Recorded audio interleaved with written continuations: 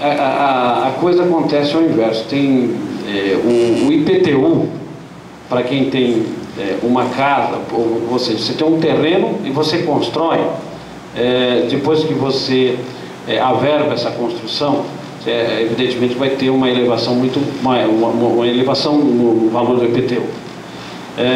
Qual que é a ideia? Fazer com que os terrenos sem projetos e sem construção sejam mais caros do que aqueles que são construídos, para evitar exatamente a especulação imobiliária. Agora, a partir do momento que a pessoa não precisa nem construir a casa, mas ele já apresenta um projeto de construção, ele já tem que ter um benefício aí, para estimular realmente as construções e diminuir essa prática de investimentos e deixar ali os terrenos criando mato. Tá? É uma ideia para ser levada para a Câmara para se discutir, tá certo? Mas que pelo menos cuide-se dos terrenos, tá? Que o proprietário zele por essa área, para que ele não fique ali como um depósito de entulho, de lixo, de mato crescendo, de fogo, de risco, de cobra, de aranha. É tudo que acontece quando se mora do lado de um terreno desse. O padre falou, nossa, estava tão feio que nós mesmos fizemos uma reunião, foi televisão, foi tudo lá, certo? Mas não fizeram. Nós encabeçamos, infelizmente, são nós que temos que cuidar porque não dava para suportar. E a polícia teve lá muito. Ainda uma questão, planejamento urbano. Como fazer o desfavelamento de forma que as pessoas tenham condição de participar do processo de forma inclusiva? Como vencer ou amenizar o déficit de moradia? E como garantir que os novos loteamentos já venham com toda a infraestrutura pronta e que não atendam a interesses de imobiliárias ou de empresas de transporte? Bom, é claro que nós temos que fazer uma revisão do nosso plano diretor. Com relação ao desfavelamento,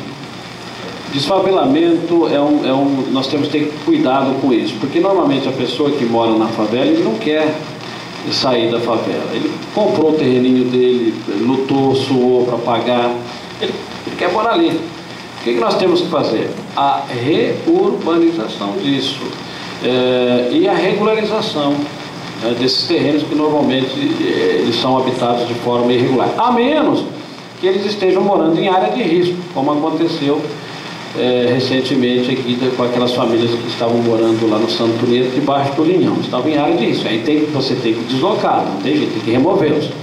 Mas a solução para as favelas é reurbanização, dar a essas pessoas condições, em primeiro lugar, regularizar a questão dos terrenos.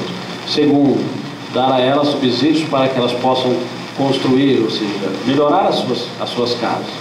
Isso nós temos condições de fazer, subsidiando custo de material, até mesmo de financiamento para a mão de obra, ou fazer em forma de autoconstrução, muitos conseguem fazer isso.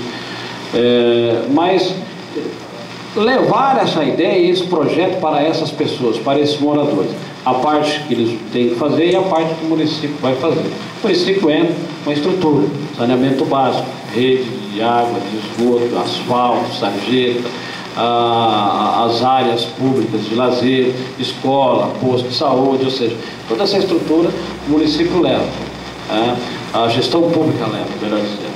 E aos moradores, vender a eles essa proposta de melhoria de suas casas através de financiamento, através de subsídios desses materiais e dessas construções, sempre em parceria com o governo estadual e também com o governo federal. Com relação aos novos loteamentos, isso,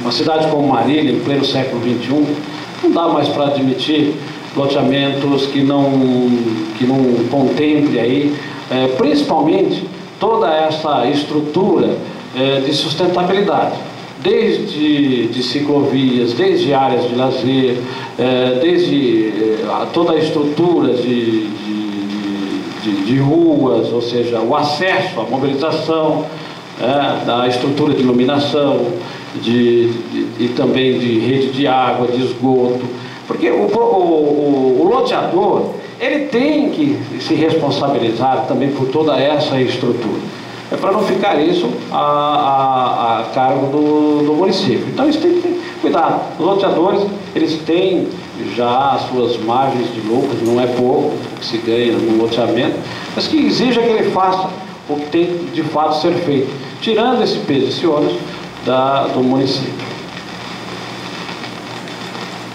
Certo. Eu passo a palavra agora ao Dr. Cláudio, pela Comissão de Justiça e Paz, depois o Padre Edson, falando a palavra da Igreja, e aí eu devolvo para as suas considerações finais.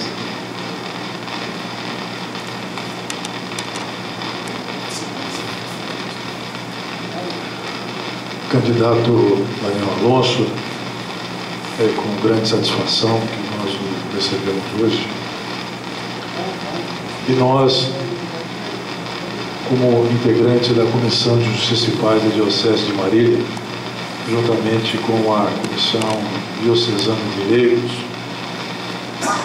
nós resolvemos essa empreitada para ouvir as considerações de cada candidato, que a nossa comunidade é o local onde nós moramos, é aqui que nós buscamos construir, a partir dessas necessidades, os desejos, as nossas aspirações, sejam elas pessoais, familiares, profissionais.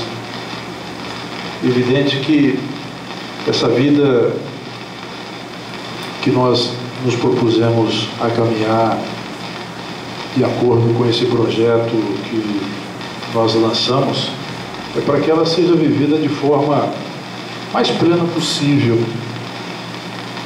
E nós ouvimos aqui atentamente a todas as vossas considerações.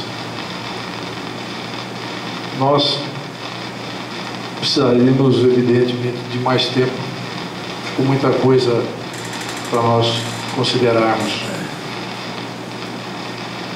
Segurança, que o senhor mesmo disse, esporte, lazer, enfim, quiçá o senhor eleito possa fazer realizar ao menos a concretude desse panfleto vosso, na figura humilde dessa pessoa que, quando o senhor realçou, que quando o senhor caminha pela cidade, pelos contatos mais carentes, o senhor possa fazer com que esse futuro seja realmente melhor para cada um de nós.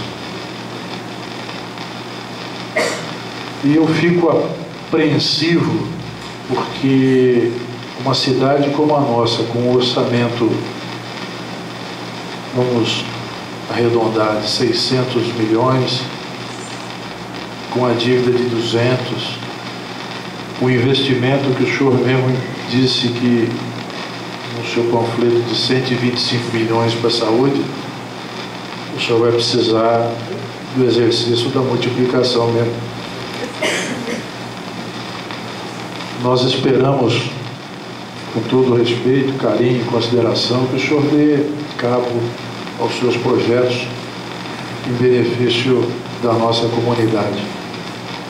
Nós, da Comissão de Justiça e Paz, desejamos que essas metas, ao menos que nós debatemos hoje, possam alavancar o melhor conforto, principalmente para os mais desejosos. Boa sorte para o senhor. Argumentos?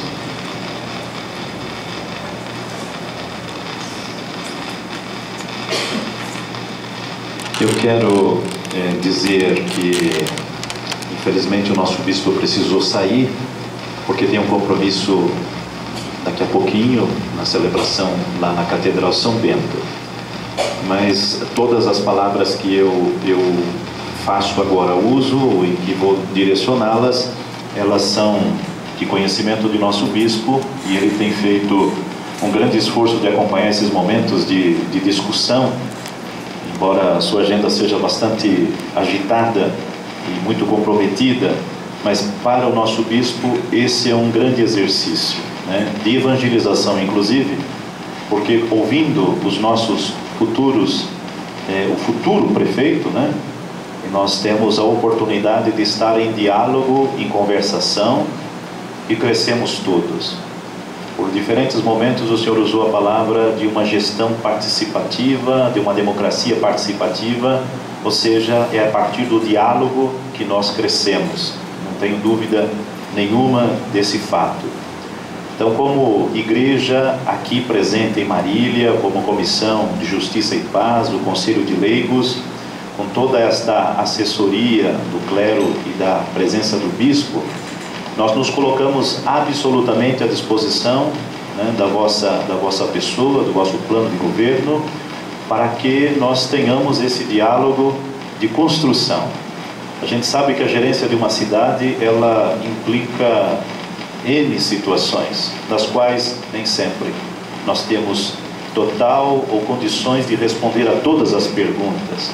Então, em algumas delas, nós gostaríamos muito de poder estar ajudando, oferecendo o nosso contributo, porque acreditamos piamente de que o trabalho da igreja é um trabalho de evangelização nos seus templos, mas também é um trabalho onde a gente incentiva os nossos fiéis a assumir o seu compromisso dentro do mundo e a fazer de modo muito bem feito.